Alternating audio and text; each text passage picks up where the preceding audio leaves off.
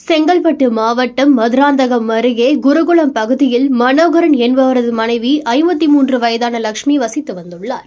இவரது வீட்டின் அருகே உள்ள காட்டுவா மரத்தில் குளவி கூடு கட்டி இருந்துள்ளது.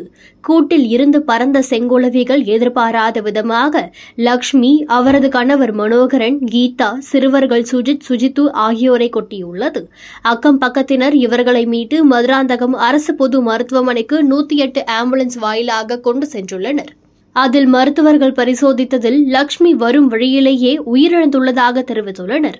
லட்சுமியின் கணவர் மனோகரனை மேல் சிகிச்சைக்காக செங்கல்பட்டு அரசு மருத்துவக் கல்லூரி மருத்துவமனைக்கு அனுப்பி வைத்துள்ளனர். மற்ற மூவரும் மதுராந்தகம் அரசு பொது மருத்துவமனையில் சிகிச்சையில் உள்ளனர். இதுகுறித்து மதுராந்தகம் போலீசார் வழக்கு பதிவு செய்து விசாரித்து வருகின்றனர். இந்த சம்பவம் அப்பகுதியில் பெரும் அதிர்ச்சியை ஏற்படுத்தியுள்ளது.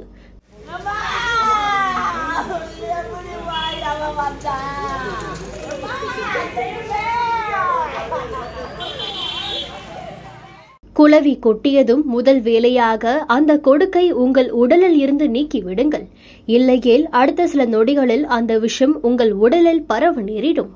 உங்களது நகத்தை கொண்டு கொடுக்கை நீக்க முயற்சிக்கவும். இல்லையெனில் சோப்பின் மூலம் நன்றாக கையை கழுவவும். எந்த ஒரு காரணத்தை கொண்டும் அந்த இடத்தில் அரிப்பு இருந்தால் சொரியக்கூடாது. இது பிரச்சனையை தீவிரப்படுத்திவிடும். இதற்கு அடுத்தபடியாக ஐஸ் கட்டி கொண்டு ஒத்தடம் கொடுக்கலாம். இதனால் வலி மற்றும் வீக்கம் குறைவதுடன் அந்த இடத்திலிருந்து மற்ற இடங்களுக்கு பரவுவதை தடுக்கும்.